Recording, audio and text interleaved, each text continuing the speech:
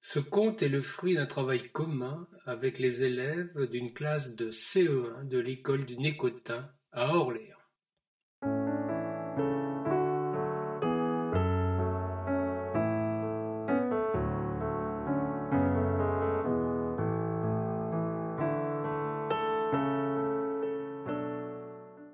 Il était une fois une famille qui avait décidé de se distraire à la grande fête foraine. Chaque année, à la même époque, les deux parents de Victor aimaient à retrouver leur enfant, s'amusant parfois plus que leur fils dans les différentes attractions. Non pas que l'enfant s'y déplaise, mais il goûtait fort peu de devoir toujours être accompagné par ses géniteurs. Quand il croisait des camarades, il n'échappait jamais à leur moquerie. Ce jour-là, tous les trois se lancèrent dans l'aventure du labyrinthe.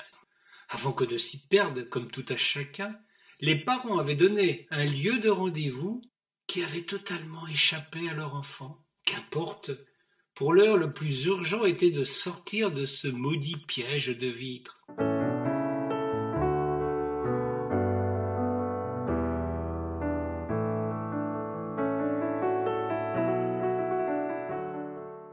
Vraiment, Victor détestait cette distraction qu'il trouvait parfaitement absurde. Bien vite, le gamin tourna en rond, se désespérant de trouver une issue à cet enfer. N'apercevant plus les siens, il en conclut qu'ils avaient trouvé la sortie, ce qui était loin d'être son cas. Après de longues minutes infructueuses, de dépit et de rage, le gamin se mit à pleurer, regrettant autant ses parents que la possibilité d'aller s'amuser ailleurs.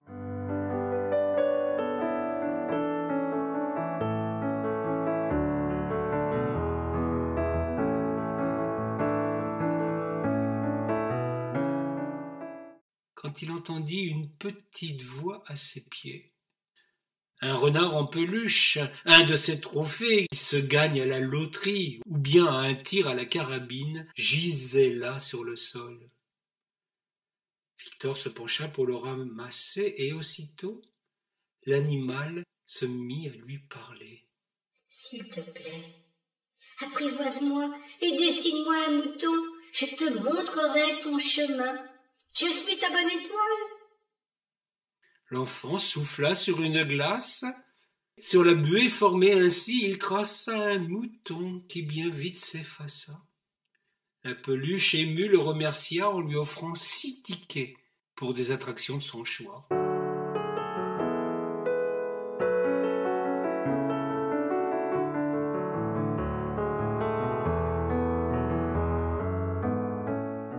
Sorti du labyrinthe et enfin débarrassé de ses parents dans cette grande foire, le gamin put à son gré choisir des attractions, loin des interdictions ou des restrictions parentales.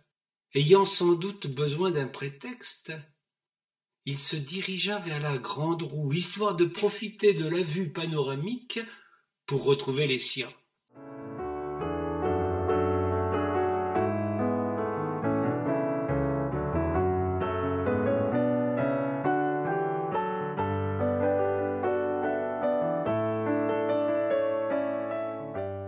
Puis, oubliant cet alibi inutile, il poursuivit son périple festif. Il aimait les sensations fortes. Tour à tour, les montagnes russes, la chenille, le train fantôme, les auto-tamponneuses et le Ranger kamikaze, une attraction qui lui mit l'estomac en capilotade. La nuit était tombée depuis longtemps. Victor se rappela soudain que ses parents lui avaient donné effectivement un rendez-vous, et c'était devant le manège de chevaux de bois.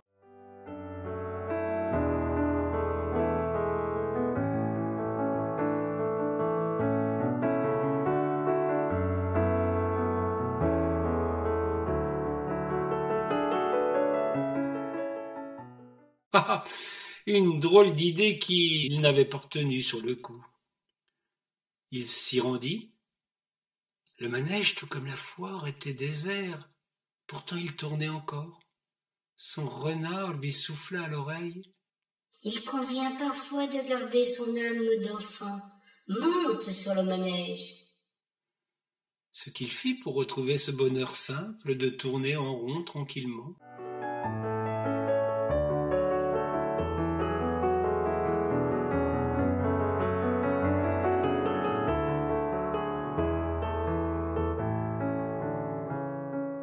Pendant ce temps, après de longues recherches vaines au désespoir, pensant sans doute au pire, à un enlèvement ou un accident, les parents de Victor se rendirent dans la caravane de la voyante. Madame Irma comprit immédiatement l'angoisse de ses clients. Elle frotta sa boule de cristal, se concentra avant que de rentrer en relation télépathique avec Victor. La bohémienne décrivit étape par étape le parcours du petit garçon abandonné à lui-même.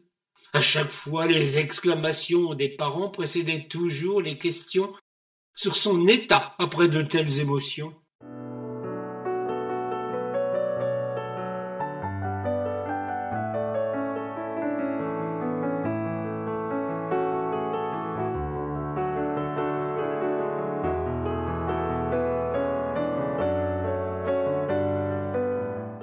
Enfin, la voyante arriva à la dernière étape. Elle leur dit qu'elle le voyait sur un cheval de bois, discutant avec un renard en peluche. Cette fois, les parents jugèrent que la dame les menait en bateau. Ils payèrent la séance, persuadés qu'ils avaient été leurrés.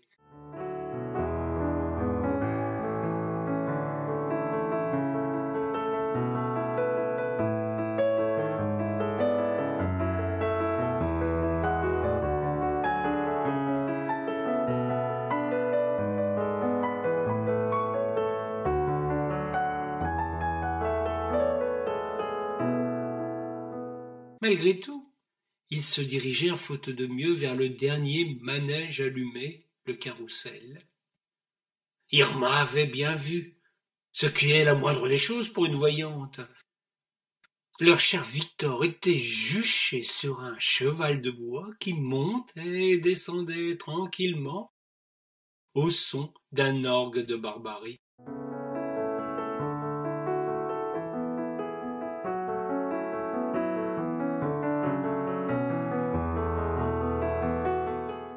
Il riait aux éclats, insouciant en dépit de leur tardive. Il parlait à sa peluche levée dans ses bras. Quand il vit ses parents, Victor descendit de sa monture pour sauter dans leurs bras. C'étaient des retrouvailles émouvantes, et le renard essuya une larme. La réalité reprenait ses droits. Le père, enfin rasséréné, se mit soudain à examiner la situation. Il était minuit passé. Il n'y avait plus un seul moyen de transport. Comment allaient-ils pouvoir rentrer dans leur quartier si éloigné de la foire? Madame se mit en colère, réalisant soudain qu'il fallait devoir traverser la ville à pied quand le renard s'adressa à eux. « Ce n'est rien. Montez donc tous les trois sur le manège et vous verrez. »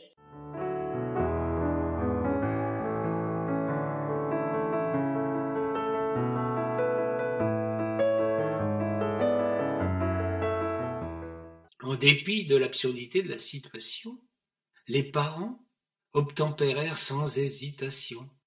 Victor remonta sur son cheval fétiche. Le manège s'arrêta de tourner, les lumières et l'orgue s'éteignirent. Il y eut un long silence, et puis un grand vacarme et des hennissements de chevaux.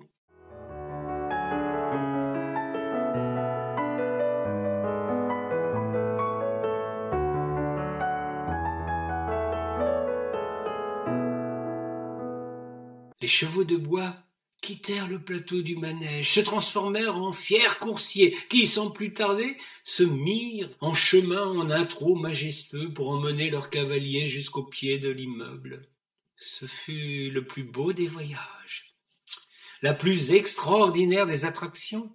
Quand Victor et ses parents descendirent de leur monture, ils se tournèrent vers la porte d'entrée de la résidence pour y saisir le code sur un clavier lumineux. Il y eut un grand bruit derrière eux. La porte libéra sa gâche. Le père poussa la lourde porte. Ils allaient entrer quand ils regardèrent une dernière fois les chevaux de bois. La rue était déserte. Avait-il été l'objet d'une hallucination? Non. Dans les bras de Victor, le renard en peluche lui glissa cette dernière phrase, avant que de se taire à tout jamais. On ne voit bien qu'avec le cœur.